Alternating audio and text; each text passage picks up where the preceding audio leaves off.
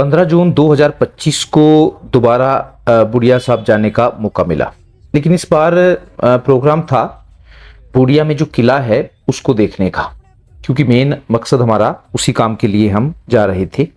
मत्था टेकना तो था ही, गुरु जी का द्वार है, गुरुद्वारा है, तो वहाँ पर मत्था टेकना तो बनता ही है। तो जैसे ही आप जगाधरी से बूडिया की तरफ टर्न लेते हैं तो आपको एक बड़ा सा द्वार मिलता है लिखा हुआ, जिस पर लिखा हुआ है श्री गुरु तेग बहादुर जी द्वार, और यहीं से ही बूडिया में जाने की एंट्री होती है। और उसमें हम यहाँ से मुश्किल से 5 या 6 किलोमीटर है बूडिया। एक बड़ी रियासत रही है और यहीं पर सबसे पहले बाहर जो हैं वो दुकानें सजी हुई हैं, लोगों ने लगाई हुई हैं। सिख धर्म से संबंधित जो भी चीज़ें हैं यहाँ पर मिलती हैं, मूर्तियाँ हैं या फिर उनके निशान हैं, वो सारी की सारी चीज़ें यहाँ पर आप ले सकते हैं। टॉयज भी हैं, काफ़ी सारे बच्चे जब आते हैं तो उनके लिए खिलौने भी रखे गए हैं। तो बाहर आपको यही दृश्य मिलेगा। थार ये मुझे अच्छा लगा तो मैंने इसका भी वीडियो बना लिया ताकि बच्चे इसको देख सकें। तो आजकल ज़माना भी है। गुरुद्वारे के गेट पे ही आपको ये मांगने वाले ज़रूर मिलेंगे और लोग इनको दया करके दे भी देते हैं।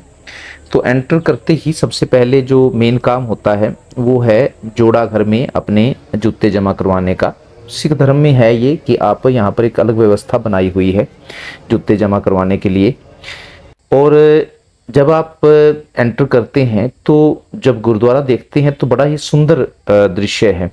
चारों तरफ पेड़ लगे हुए हैं, हरियाली है और छोटा गुरुद्वारा है, लेकिन देखने में इतना सुंदर है कि आपको अच्छा लगेगा।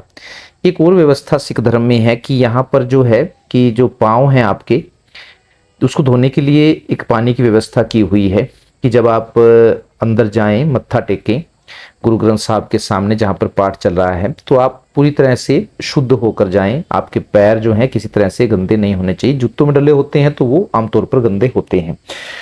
जुराबे पाके आप यहाँ पर नहीं जा सकते हैं। तो मत्था टेकने के लिए वही नियम है कि आपको लाइन में खड़ा होना होगा और जब आपकी बारी आएगी तो आप मत्था टेक सकते हैं। लेकिन गुरुद्वारे की मान्यता है कि गुरु तेग बहादुर जी सिखों के जो 9वें गुरु थे वो यहाँ पर आए थे, उन्होंने दर्शन दिए थे और उन्हीं की याद में जो बूडिया रियासत के जो राजा थे, जोगिंदर सिंह की जो माँ थी, उन्होंने ये गुरुद्वारे का निर्माण करवाया था। तो आज भी ये उन्हीं के अंडर है। शिरोमणि गुरुद्वारा प्रबंधक कमेटी जो है इसकी देखभाल नहीं करती है, बल्कि बूडिया रियासत का जो राजा हैं तो उन्हीं के ही जो आगे रखे हुए हैं वो उनकी देखभाल करते हैं। निशान साहिब है, यहाँ पर भी लोग परिक्रमा करते हैं और मत्था टेकते हैं। इसी प्रकार जो सिख धर्म के जो लोग हैं यहाँ पर, जिसको जो भी अच्छा लगता है वो यहाँ पर आकर सेवा करता है। कोई बर्तन साफ करता है तो कोई झाड़ू मारता है। लंगर चलता रहता है, खाने का भी और चाय का भी। तो चाय के लंगर के लिए अब की बार सोचा कि खाना नहीं खाएंगे तो अब की बार चाय का लंगर लेंगे।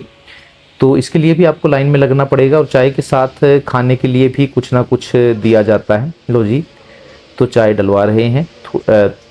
सोचा कि चलो चाय पी लेते हैं। शाम का टाइम था तो चाय पीने के लिए यहाँ पर रुक गए और खाने के लिए भी कुछ थोड़ा बहुत लिया। माता जी के दर्शन हुए। मिठी जो गोलियां थी संतरे की या फिर अलग अलग फ्लेवर्स की, ये यहाँ पर बेच रही थी। अंदर ही गुरुद्वारे में इनको दुकान लगाने के लिए दिया गया। लंगर क्योंकि चलता रहता है और जैसे जैसे सब्जी या दाल जो है ख़त्म होती रहती है तो उसको बनाने की प्रक्रिया चलती रहती है। और बड़े बड़े बर्तन हैं जहाँ जिसमें लंगर पकाया जाता है। यहाँ पर अलग प्रकार लोग हैं जो इसको साफ करने का काम करते हैं। सारे के सारे जो लोग हैं ये वास्तव में सिख धर्म के ही लोग हैं और बड़े बड़े बर्तन जो हैं उनमें लंगर को पकाया जाता है, ताकि क्योंकि रात पूरा दिन, रविवार की पूरी रात ये चलता रहता है। ये कुछ लोग हैं जो लंगर में सेवा करने के लिए आए हुए हैं, अनाज आटा लेकर आए हैं। एक और है जो लंगर में से जो खाना खाकर बाहर आते हैं तो उनके बर्तन धोने के लिए, ये भी एक सेवा है।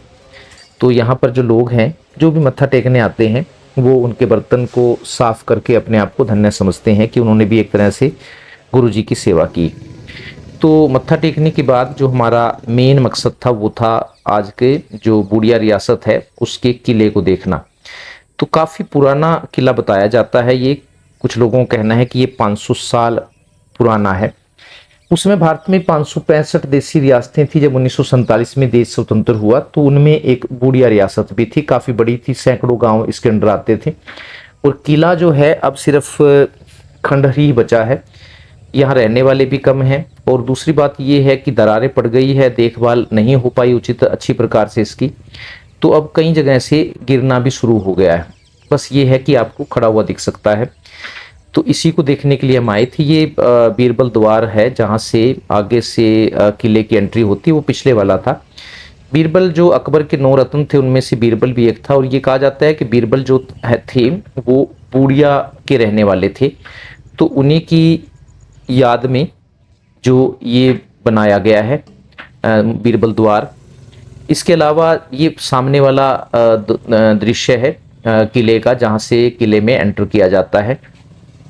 कई काफ़ी कोशिशें की कि किले के अंदर को जो सीन है आपको दिखाया जाए, लेकिन क्योंकि प्राइवेट रेजिडेंस लिखा हुआ है, यहाँ जो राजा है उनकी लड़की रहती है, तो परमिशन नहीं मिली और हम बाहर बाहर से ही इसके देख कर आ गए। अगली बार जब जाएंगे तो परमिशन लेके अंदर जो है अब कैसा खड़ा है ढांचा, कितना गिर चुका है, वो सारा का सारा आपको दिखाने की कोशिश करेंगे। तो अब की बार सिर्फ हम बाहर से ही किले को देख पाए हैं, हम भी संतुष्ट नहीं हैं।